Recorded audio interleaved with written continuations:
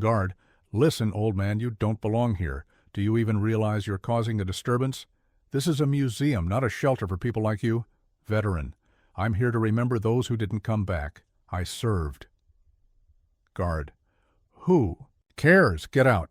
If you don't like it, don't come here. Veteran, you don't know what I've been through or who I am. Michael, at 81 years old, had spent decades cultivating a routine that was as steady as the tides. Every morning began the same way. A strong cup of black coffee poured into his old chipped mug, and a slow gaze through the window of his small apartment onto the quiet streets of Bridgeport, Maine. The town was sleepy, the kind of place where nothing much ever seemed to happen, and for Michael, that was a comfort.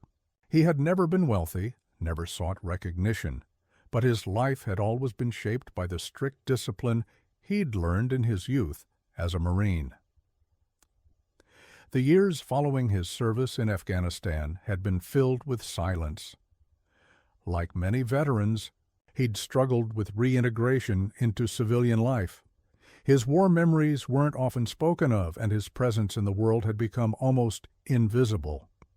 The city around him moved on, but he stood still, tethered to the past, hidden in the folds of everyday life. As the years wore on, Michael found solace in one place, the Veterans Memorial Wall in the local museum.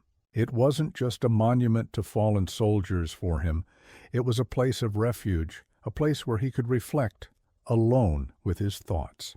He visited the museum every year on Memorial Day, spending hours in front of the wall, running his fingers over the names etched in black stone.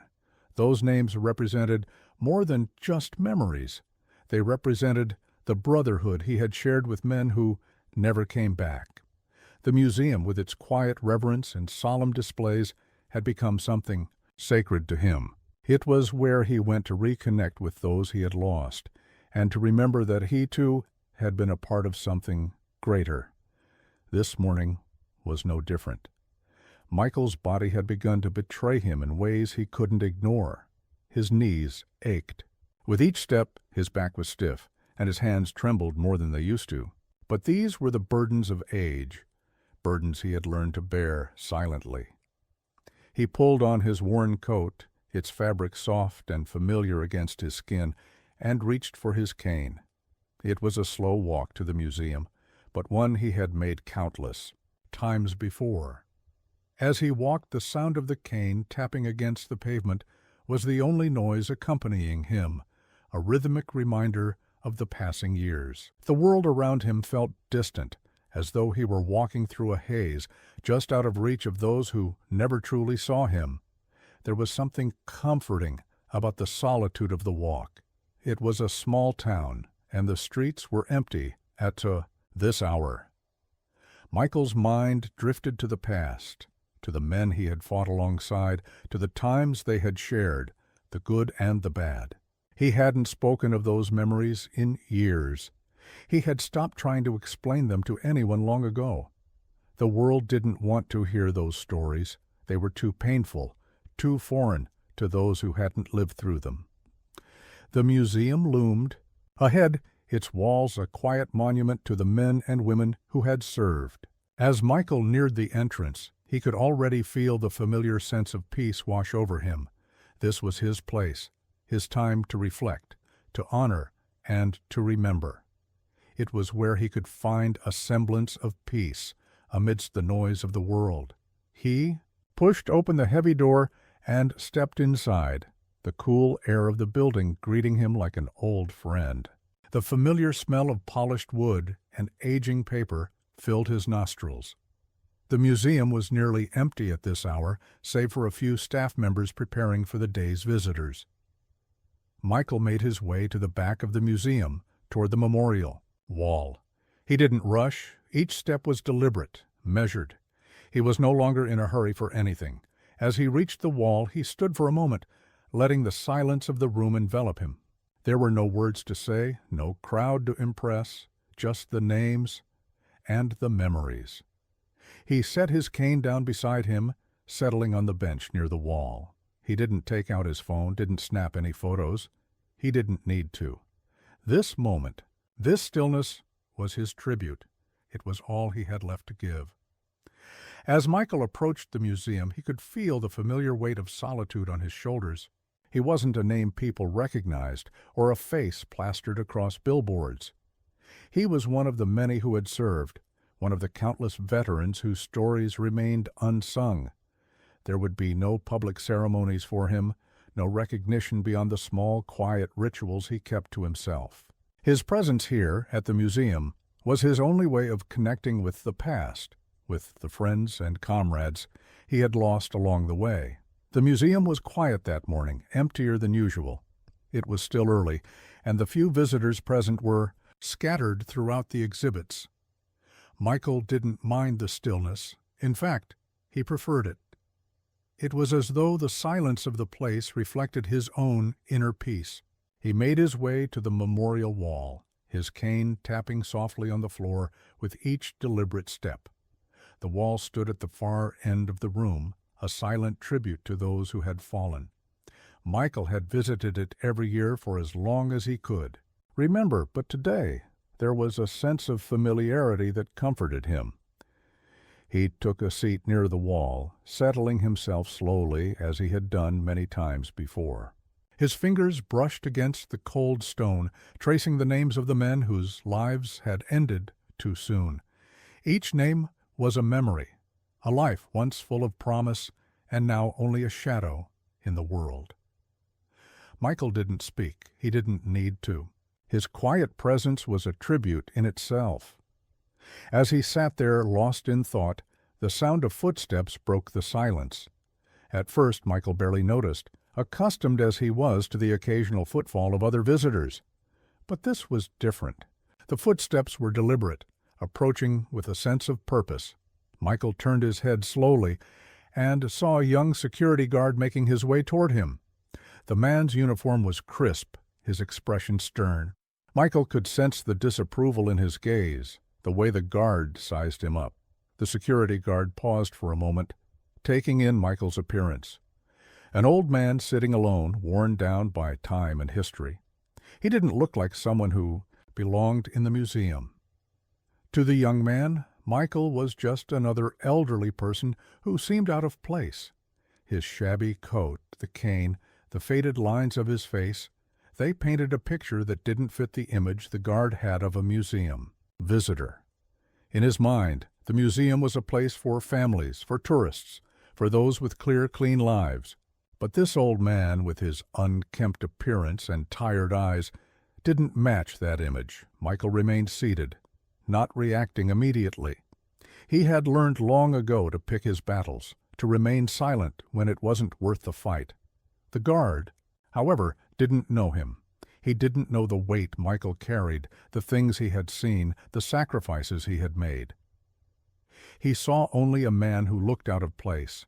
The guard's tone was curt, and Michael could hear the impatience in his voice. He told Michael, in no uncertain terms, to leave. There was no room for hesitation in the young man's command, no room for understanding. He didn't know that this was Michael's place of solace, his place of memory. He didn't know that. The names on this wall represented the men Michael had served with, the men who had bled and died alongside him. Michael remained still, his gaze fixed on the stone wall ahead. He could feel the anger rising, but he suppressed it, choosing instead to nod slowly, as if acknowledging some unspoken truth. The guard, not expecting the old man's compliance, stepped closer, perhaps thinking that the situation would escalate. His hand reached out, grasping Michael's arm, trying to guide him away, but the touch was too firm, too rough. Michael felt the tug, and for a brief moment something within him stirred. It was as if the years had slipped away, and the soldier within him had risen to the surface. He felt a flash of anger, a flash of the pride he had once carried in his youth, the pride that had sustained him through battles far more challenging than this one. But he didn't lash out. Instead, he simply adjusted his coat, his hand brushing against the faded patch on his sleeve, the one that marked him as a veteran. The young guard, confused and perhaps a little intimidated by the sudden change in Michael's, demeanor took a step back. He looked at the patch, but he didn't recognize its significance. He didn't know that it wasn't just a patch. It was a story, a history, a lifetime of service that had shaped Michael into the man he was today. But that history meant nothing to the guard, who saw only the surface. And so Michael sat in silence, feeling the weight of the moment settle on him like the years themselves. Michael, initially taken aback by the sudden forcefulness of the security. Guard stood up slowly. His body creaked in protest, the familiar aches in his joints flaring with the motion. Each step felt like dragging weight, a constant reminder of the toll that age and time had taken on him. He wasn't surprised by the discomfort. After all, his knees and back had long become companions of pain. But today, something was different. Today, the quiet sanctuary of the museum felt almost sacred, and to be pushed out of it, as if he were just another nuisance, stung deeper than he expected. Without saying a word, Michael gathered his coat and cane, preparing to leave. The guard, seeing the older man rise from his seat, probably thought it was over. The situation had resolved itself in his mind. But as Michael began walking toward the door, the guard's actions took a different turn. The young man, perhaps, unsure of whether to allow Michael to leave unchallenged, stepped forward. He extended his hand, placing it firmly on Michael's arm. A rough gesture meant to guide him out. Michael stopped in his tracks. The touch felt more like a push than a polite gesture, and the pressure from the young guard's hand brought an immediate discomfort to Michael's chest. For a fleeting moment he felt a sense of helplessness, as though he were being dehumanized, nothing more than a troublesome old man to be discarded. He could feel the anger stirring within him, a fire that had long been buried beneath years of silence and patience. The anger, however, was not born solely of the guard's action. It wasn't just about the rough treatment or the physical discomfort. It was the sheer disrespect that the guard in his obliviousness embodied. This was a place of remembrance, a sanctuary where men like Michael had bled and died for their country. This was a wall of names, a wall that Michael had returned to every year to honor those who never made it home. And yet here he was, being treated like an inconvenience, a relic of a past that no one cared to remember. He turned slowly, his body aching with the movement, but his eyes locked on the guards. Michael didn't speak right away. The silence between them stretched, the weight of it palpable. He could feel the younger man's uncertainty, his impatience beginning to turn into awkwardness. Michael stood tall, though the effort to do so took all the strength he had left. He was not the frail, broken man the guards seemed to think he was. No, Michael was much more than that. A survivor, a soldier, a man who had seen too much to be cowed by a stranger's lack of respect. The guard looked at him, perhaps expecting a verbal confrontation, or worse, some kind of outburst. But Michael, for the first time in a long while, did not remain silent. His eyes flicked down to the faded jacket he wore. With deliberate care, he slowly began to remove his coat, the fabric stiff under his hands. The action wasn't hurried, nor was it theatrical. It was simply a gesture. As he peeled the coat from his shoulders, the worn military patch on his arm became visible. The insignia, although faded and frayed, still held its significance. The eagle on the patch, once sharp and vibrant, now bore the scars of time, just like Michael himself. The sight of it hung in the air between them. Michael paused, letting the moment sink in.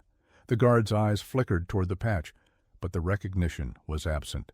He didn't know what it meant, didn't know what it represented.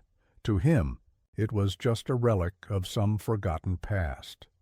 But to Michael, that patch was a symbol of everything he had been through, everything he had given for his country. It was not just fabric, it was the story of a man who had survived the worst and carried the weight of that survival for decades. The young guard, standing before Michael, probably couldn't grasp the significance of that moment. His face remained blank, unsure of how to proceed. But in Michael's heart, a decision was made. He was no longer going to be silent. He wasn't going to be pushed around by someone who couldn't understand the weight of what he had lived through. This was not just about a museum visit. This was about something much deeper. It was about dignity, memory, and the respect that had been so long denied to veterans like him. Michael stepped back slightly, his cane tapping the floor as he did so.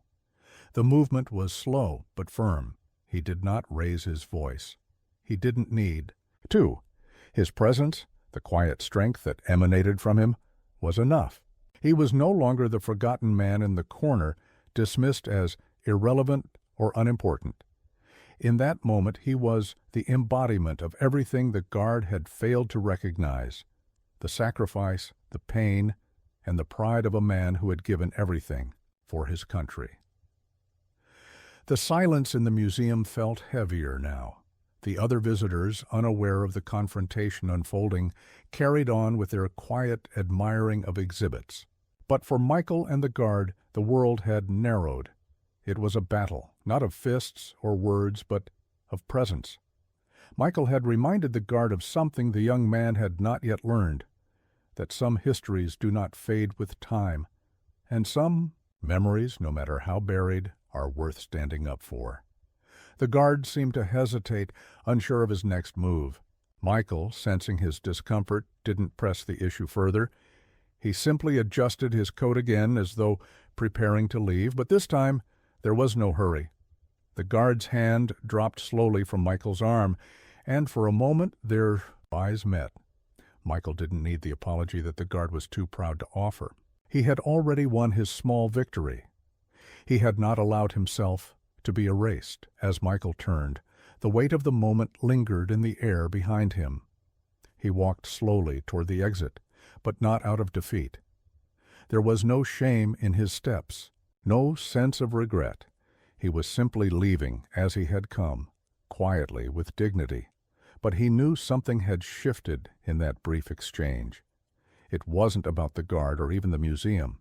It was about the silent recognition of a man's worth, a recognition that had taken far too long to come. As the door closed behind him, Michael took one last look at the museum from the outside. The sun was high now, casting its warm light over the building, but inside, the shadows of memory remained. He wasn't forgotten. And for the first time in a long time, he felt seen. The silence in the museum hung heavily in the air after the brief confrontation, and Michael, though still agitated, moved forward with quiet resolve. His cane clicked rhythmically against the floor as he took his slow steps toward the exit. The door loomed ahead, but as he approached it, something shifted in the atmosphere, something he hadn't expected. Footsteps echoed down the hallway, sharp and deliberate, breaking the stillness like a storm brewing in the distance. Michael's attention was drawn to the sound, his instincts telling him that something significant was about to happen. He didn't turn around, not at first, but the growing sense of awareness washed over him as the footsteps neared. And then the figure passed by him, a blur of military uniforms, crisp and well-maintained, their presence unmistakable. They were not tourists or casual visitors to the museum. These men were veterans, just like him. 5 of them. They moved together, walking with an air of authority that only those who had served in the military could understand. Their eyes, steely and sharp, scanned the surroundings as they moved through the museum, their purpose evident in the way they carried themselves. But they were not here for the exhibits, nor for the history on the walls. They had sensed the tension, felt the weight of something unjust unfolding, and without a word exchanged, they moved towards Michael. The first of them, tall and broad-shouldered, took the lead. His eyes locked onto Michael, and there was no mistaking the recognition in them. These were not strangers to Michael. They were not young men eager to prove their worth. These were seasoned veterans, men who had seen the horrors of war, and their shared experience connected them on a level deeper than words could convey. The second man, a bit older than the first, nodded in acknowledgment as he walked alongside. The others? His gait was measured, deliberate, and his eyes never strayed from the guard who had so forcefully intervened. The others flanked Michael, forming a quiet, unspoken circle of protection. There was no need for introductions, no need for explanation. The guard's earlier actions had already spoken volumes, and the presence of these men was more than enough to shift the balance of the moment. The young guard, who had thought himself in control of the situation just moments before, suddenly realized the gravity of what he had done. His posture stiffened, his confidence evaporating as the group of men surrounded Michael. The energy in the room shifted, and he could feel the intensity of the veteran's presence. He was no longer in charge of the space. His gaze flickered nervously, first to Michael, then to the other men, trying to make sense of the situation, but his mind couldn't keep up. The guard had not expected this. He had underestimated the quiet strength of someone like Michael. The 5 veterans stood without speaking, their mere presence a testament to their shared experiences, their shared sacrifice. They didn't need to utter a word to convey the importance of this moment. The youngest among them, who had only recently returned from his own service, stood to Michael's left, watching the guard closely. His eyes were cold, focused on the man who had dared to challenge a brother. The second man, older and wiser, stood slightly behind Michael. His face, lined with the traces of age and hardship, remained calm, but there was a certain weight to his gaze. He wasn't here to make a scene, to escalate the conflict further. His presence, though unassuming, carried the weight of decades of service. His life had been shaped by the lessons of war, and now he stood in solidarity with Michael, silently reminding the young guard that some histories could not be ignored. The others, 2 in total, positioned themselves behind Michael, their shoulders squared, their expressions unreadable but resolute. The air in the museum felt charged now, the unspoken bond between the men palpable. The younger guard, now realizing his mistake, began to look increasingly uncomfortable. His confidence had faltered, replaced by doubt. He looked over his shoulder at the other staff members, but no one came to his aid. They, too, could sense the change in the atmosphere. The security staff, a few of whom had been too preoccupied with their own duties to notice the conflict unfolding earlier, now stood in the distance, watching quietly. The museum, a place of honor and remembrance, had become a space of tension and silent defiance. The guard's nervousness was evident now, his body language betraying his uncertainty. He glanced toward the exit, then back at Michael, his gaze lingering for a moment before flickering to the veterans. His mind raced, trying to piece together the sudden shift in power. This was no longer just a conflict with an old man. It was a confrontation with something much larger, something far more significant. The veterans, however, said nothing. They didn't need to. Their stance alone spoke volumes. The way they positioned themselves around Michael was a clear message. They were here to protect him, to ensure that he would not be silenced or dismissed. They had seen too much to let a moment like this pass without intervention. They knew what was at stake, not just for Michael, but for all the veterans who had been forgotten by society, whose sacrifices had been overshadowed by time. The young guard began to shrink into himself. The cocky, dismissive air he had carried moments earlier was gone. He realized too late that he had misjudged the situation. He wasn't dealing with an ordinary visitor. He was facing a man who had lived a life of honor, of struggle, and sacrifice. The veterans surrounding Michael were not merely protecting him from physical harm. They were standing guard over his dignity, over his right to be recognized as more than just an old man with a cane. As the silence stretched, the guard's movements became more erratic. He nervously looked to his colleagues for some form of reassurance, but they remained unmoving, unwilling to intervene in what had already become a matter of respect.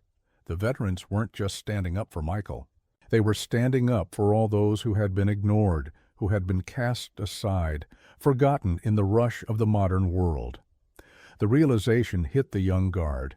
He had made a grave error. His earlier actions, his harsh tone and rough hand, had been a challenge to more than just Michael. They were an affront to everything these men had lived for, everything they had fought for. Without a word, the young man took a step back, his eyes never meeting those of the veterans around him. He knew he had lost. The power dynamics had shifted completely, and there was no going back. The veteran's quiet resolve was far stronger than anything his authority could impose. They weren't here to fight him. They didn't need to. They were here to remind him, and perhaps even themselves, that true honor could not be stripped away by ignorance or disrespect. As the veterans remained in place, their presence unyielding, the tension slowly began to dissipate. The young guard, still unsure of how to proceed, lowered his gaze, his earlier defiance now replaced by a deep sense of discomfort. Michael, surrounded by those who understood him, took a deep breath. The anger within him had begun to fade, replaced by something more profound, a quiet sense of gratitude. The veterans had come when he needed them, without a word, without hesitation. They had reminded him that he was not alone, that his memories, his sacrifices, would not be forgotten. And in that moment he realized that the museum was not just a place of remembrance for the dead, it was also a sanctuary for the living, for those who still carried the weight of the past. Michael stood tall, his shoulders straightening as if the weight of his years had been lifted, even if only momentarily. There was a quiet strength in the way he held himself now, as though the very air around him had shifted. He wasn't just an old man, a veteran sitting in a museum corner, forgotten by time. No, in that moment he felt the pride of his service surge through him, rekindling something long dormant in his chest. His hands, though weathered and worn, clenched around his cane, but the grip was firm, resolute, as if reminding the world and himself that he was still here, still standing. The 5 veterans, the Navy SEALs who had arrived in his defense, surrounded him with a quiet presence that amplified his own feelings of honor. It wasn't just about their physical proximity. It was about the bond they shared, a bond forged in the heat of battle and tested through time. These men, too, had seen the horrors of war. They had all fought for something larger than themselves, and in that moment, Michael was reminded that he wasn't alone. The isolation he had carried for so long, the quiet resentment he had held in his heart, began to dissolve in the light of their presence. They didn't need to speak to convey their support. Their stance, their silent understanding, was enough. They weren't just standing beside him physically, they were standing for the principles they had fought for, the memories they had preserved, the dignity they had earned through years of service. Michael felt the quiet strength of the group around him, and it was as if their presence infused him with a renewed sense of pride. For so long he had carried the burden of memory alone, but now, in this quiet moment, it was shared. The young security guard who had instigated the confrontation only moments before now stood at a distance, his posture stiff, his eyes shifting nervously from one veteran to the next. He had been part of a system that had tried to disregard Michael, to dismiss him as just another old man who had overstayed his welcome. But now, faced with the reality of the situation, the weight of the veteran's presence, he felt himself shrinking into the background. His earlier bravado had disappeared, replaced by an unease he couldn't shake. Michael could see the guard's discomfort. The young man had realized too late that he had misjudged the situation, that he had overstepped boundaries he didn't fully understand. The pride and dignity Michael carried within him were not things that could be stripped away by a harsh word or an unwanted touch. The guard had failed to recognize that in the beginning, but now he saw the truth. Michael was more than just an old man in a faded jacket. He was a survivor, a soldier, a man who had given everything for his country. And the veterans who stood beside him were not mere bystanders. They were the ones who had helped him bear that weight, even if silently, even if without words. As the tension in the room slowly dissipated, Michael felt the smallest of shifts. Within himself, he wasn't angry anymore. He wasn't frustrated. The deep well of resentment that had built up over the years began to recede, replaced by a sense of clarity. He had lived a lifetime of sacrifices, a lifetime of service, and, while many had forgotten, there were still some who remembered. Those who mattered, those who had fought alongside him, had not forgotten. And that was what mattered. The young guard, realizing the weight of the situation and the missteps he had taken, began to step back. His shoulders hunched slightly, as though seeking refuge from the scrutiny. Michael, sensing the guard's retreat, didn't hold any ill will. He didn't need an apology. What had happened was done, and he was not interested in drawing it out further. Instead, he turned slowly, his movements deliberate and calm, and began walking toward the exit. His cane tapped the floor in a steady rhythm, a soft but firm sound that filled the silence. As he made his way out, he could feel the eyes of the veterans following him, their quiet solidarity still surrounding him. They hadn't come here for recognition, and neither had he. But in that moment, as he walked out of the museum, he realized something that he hadn't fully understood before. It wasn't the recognition he had sought, nor the acknowledgement from the world. It was the feeling of being remembered, of being seen by those who had walked the same path. That was what mattered most.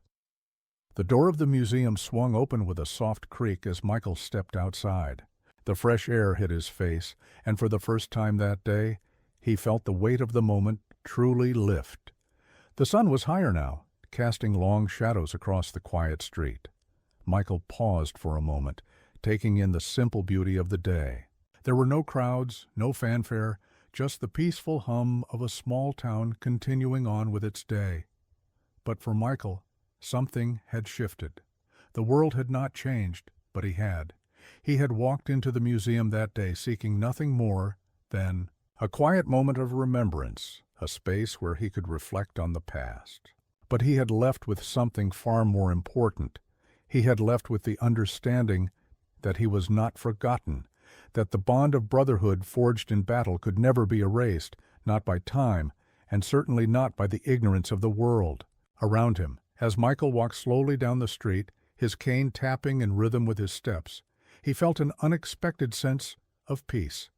He wasn't alone anymore. He was seen. And in that quiet realization, Michael finally understood that the honor of his service wasn't something that could be given or taken away by anyone. It was something that had always been within him, always been a part of who he was. It was a part of him that would never fade, even if the world around him did. And as he made his way home, the events of the day began to settle into a memory, a moment he would carry with him for the rest of his life. He didn't need to tell anyone what had happened. He didn't need to prove anything to anyone. He simply needed to know that he had been remembered by those who understood, and that, in the end, was all that truly mattered. As Michael walked slowly home that evening, a strange yet comforting weight settled in his chest. It was a weight he hadn't expected to feel, yet it was one that had been with him all along. A feeling of recognition, of finally being seen. He had spent so many years living in the shadows, drifting through life as just another forgotten veteran, an invisible man whose sacrifices were never acknowledged. But today had been different. Today, in that small, quiet museum, his presence had mattered. His story had been heard, not just by the museum staff, but by those who had truly understood. The recognition had come, albeit unexpectedly, and in a moment when he hadn't even sought it. The Marines who had come to his defense were not just a group of men in uniform. They had become something much greater. They had reminded him of a truth he had long forgotten, that the bonds forged in service, in the heat of battle, were unbreakable.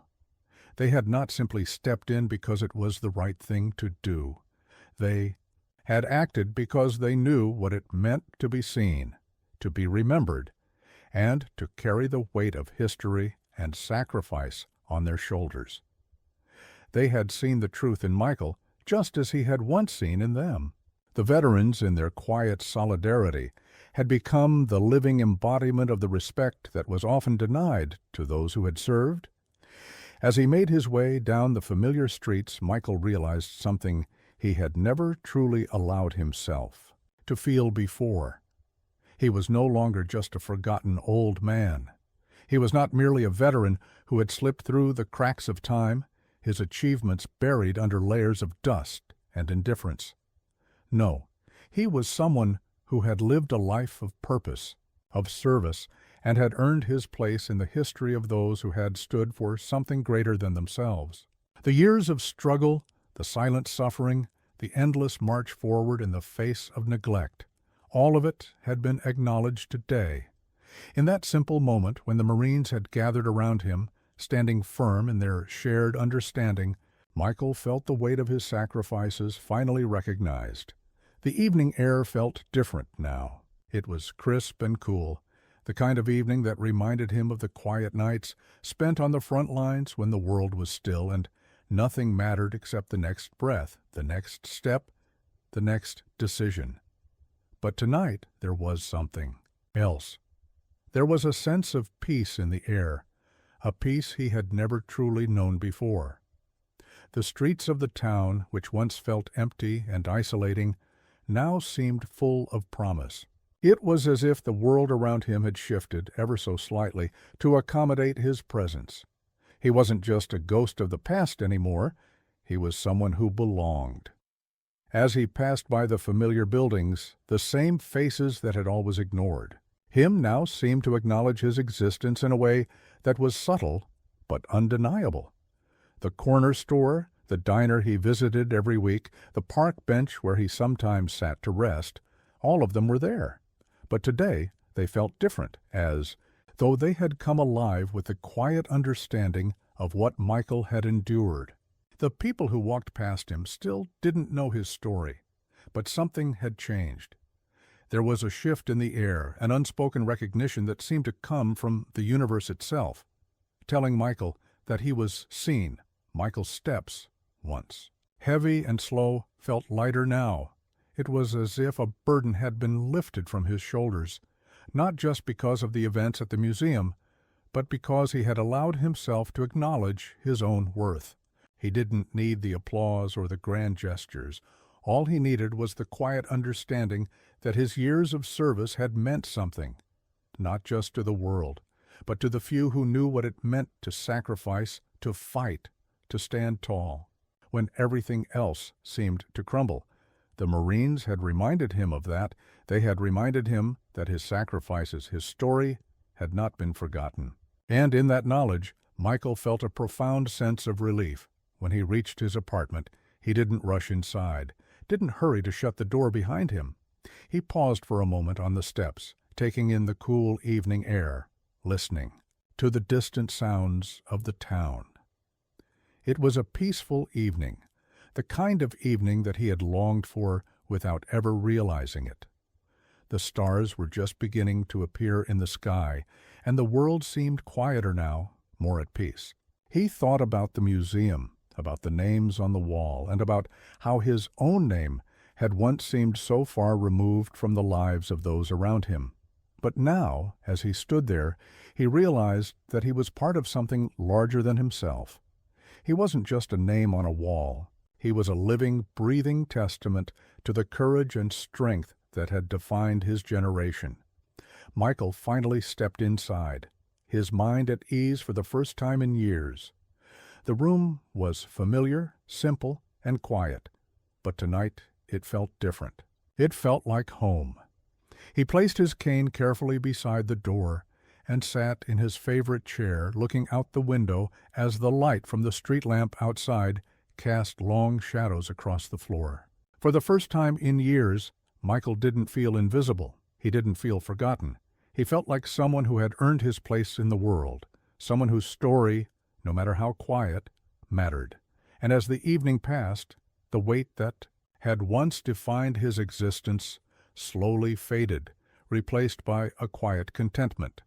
He knew that the recognition he had longed for had not come in the way he had expected.